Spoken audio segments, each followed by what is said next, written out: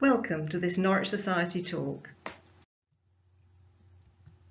Over the next 10 minutes or so, I'm going to take you on a tour of Norwich bridges from Carrow Bridge to New Mills, contrasting, where possible, the bridge we see today with historical images.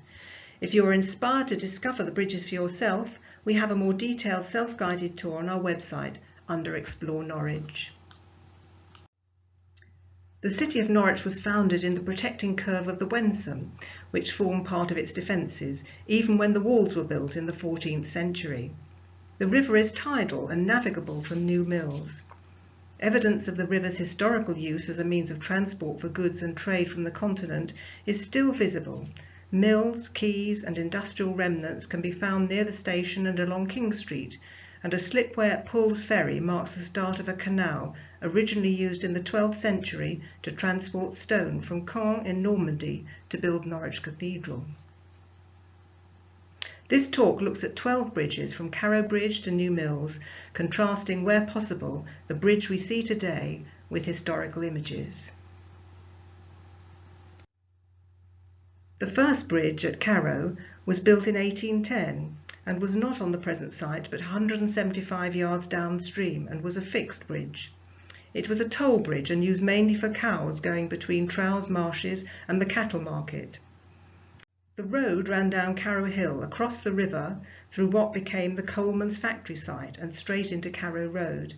There was some opposition to the bridge being built. All bridges charged a toll at that time, and it was felt that there was insufficient business for two bridges. Increase in road and river traffic meant that a replacement was needed by the end of the 19th century, but plans were delayed by World War I. After lengthy negotiations, a new site for the replacement bridge was agreed further upstream, as Coleman's did not want a public road going through the works. In the 1830s, the City Council had plans to promote Norwich as a port for seagoing ships, to reduce its dependence on Great Yarmouth. The original fixed bridge was replaced with a double bascule lifting bridge to allow ships to pass. After World War I, a new bridge was needed and work started in 1920 as part of an unemployment scheme. There was much commercial traffic until the 1950s, but now the impressive riverside warehouses have been converted to residential use. From the bridge you can see the remains of the boom towers, which fulfilled the same function on the river as the main gates through the medieval walls. They provided control over the movement of goods in and out of the city where they could be taxed. Vessels were prevented from entering Norwich by two great chains of Spanish iron wound by a windlass until the tax was paid. 4p, or about £9 today, for a ship of bulk, and 2p for others. One tower was nicknamed the Devil's Tower because of the two horns created by erosion at the top. Two quite similar contemporary bridges are the Novi Sad Bridge, which commemorates the twinning arrangements between Norwich and Novi Sad in Serbia, and the Lady Julian Bridge, which is named after the medieval mystic Mother Julian of Norwich, who was born in 1342 and lived in a cell attached to St Julian's Church in King Street. She wrote Revelations of Divine Love, which documented the visions she experienced, and it is believed to have been the first book written in the United Kingdom by a woman. There has been a bridge on this site since 1811. With the coming of the railway station and increasing industrial and residential development, a more sturdy bridge was required. It is now one of the main entrances to the city of Norwich. Pull's Ferry was the watergate for the Norwich Cathedral when there was a canal here to convey stone for building the cathedral in the 12th century. In the 15th century, an arched gateway was built across the canal, and the current ferry house was built a century later. The house was used as an inn, but also as a home for a ferryman carrying people across the Wensum. Norwich does not have a complete circle of defensive walls. On the east side of the city, citizens relied on the river and occasional towers for defence. Bishopbridge is one element of the city medieval defences that maintains its original purpose, still providing pedestrian access to the centre of the city. The surviving stone bridge is said to date from about 1340, replacing an earlier stone and timber structure. In 1923, the bridge was threatened when the city wanted to widen the road. This stimulated a group of concerned citizens to establish the Norwich Society and campaign for the bridge to be saved. Bishopbridge originally had a fortified gatehouse which formed part of the city's defences. The gate was one of the earliest demolished in 1791, when it was found to be damaging the structure of the bridge. At the city end of the bridge, some of the gate's stonework can still be seen. In 1830, the gasworks were built next to Bishopbridge, as this provided easy access for the wherries delivering coal that was burned to create gas. Gas was originally used for lighting homes and streets, then cooking and heating. Gas now comes from the North Sea, so the large gasworks are no longer needed. Rather sadly, the characteristic gas holders were demolished in 2019. Gas was not only used for civic or domestic purposes. On September the 24th, 1840, a crowd gathered at the bottom of Ketts Hill and Bishopbridge to watch the record-breaking balloonist, Mr. Charles Green, ascend in his balloon Nassau. Ballooning was a popular event in Norwich. In the 1820s and the 1830s, balloons were inflated with coal gas, the same gas that was used for cooking and lighting and readily available from the Gas Hill gasworks.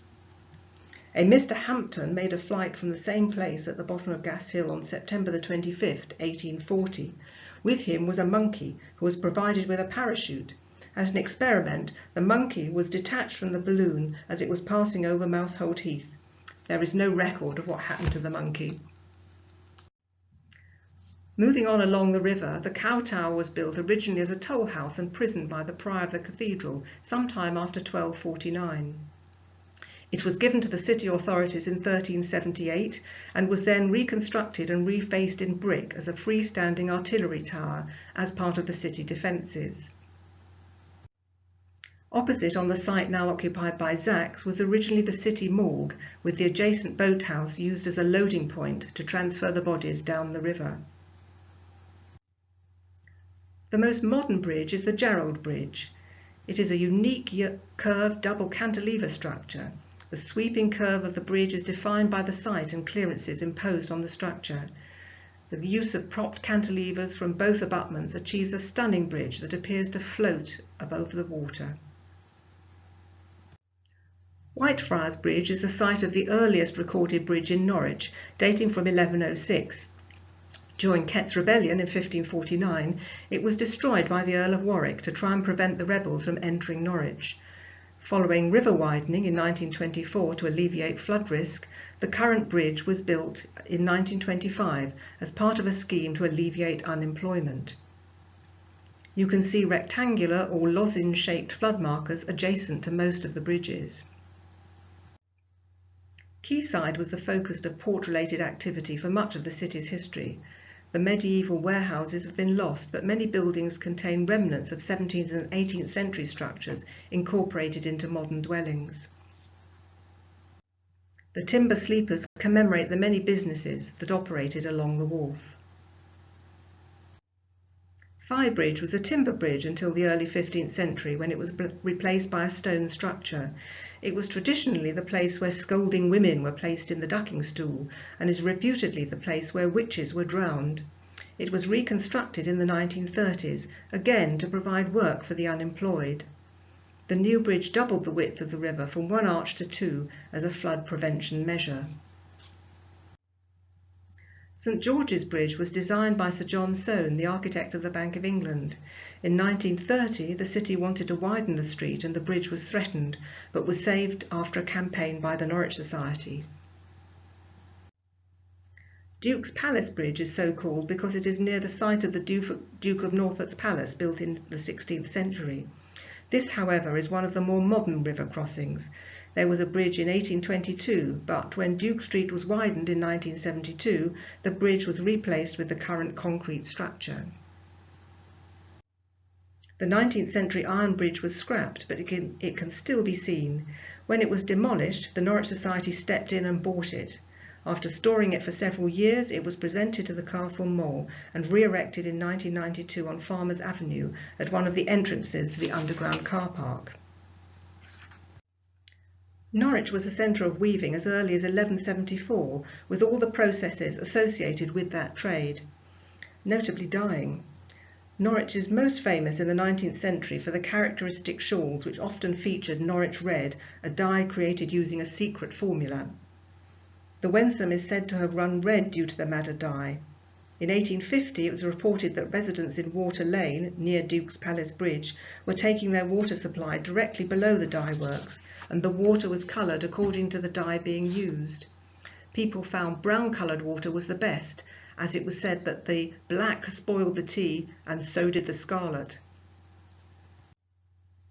In the Middle Ages, this area of the city was known for industries, mills and dyers' yards, and river traffic transporting goods in and out of Norwich.